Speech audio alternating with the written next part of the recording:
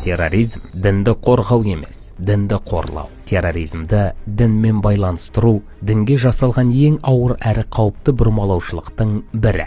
Кез келген дәстүрлі діннің түпкі мақсаты адам өмірін сақтау, бейбітшілік пен әділетті орнату, қоғамда өзара сыйластықты қалыптастыру.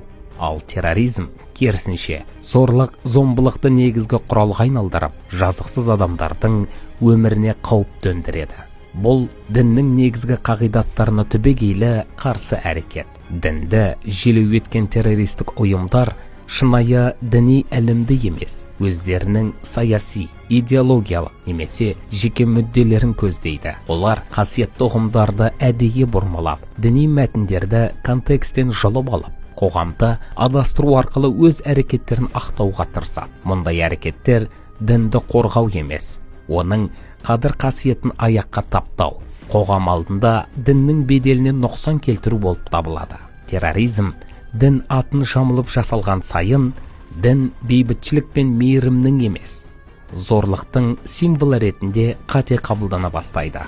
Бұл жағдай діни алауыздықтың күшеюіне, қоғамдағы сенім дағдарысына және тұрақтылықтың бұзылуына алып келеді. Сондықтан терроризмді дінмен байланыстыруға жол бермеу тек қауіпсіздік мәселесі ғана емес, рухани және қоғамдық жауапкершілік. Қорытындылай келе, терроризм дінді қорғау емес, дінді қорлау. Шынайы дін адамзатты бірлікке, сабырға және өмірді қадірлеуге үндейді. Ал зорлық, зомбылыққа негізделген кез келген әрекет діннің емес, адасқан теріс идеологияның жемісі болып табылады.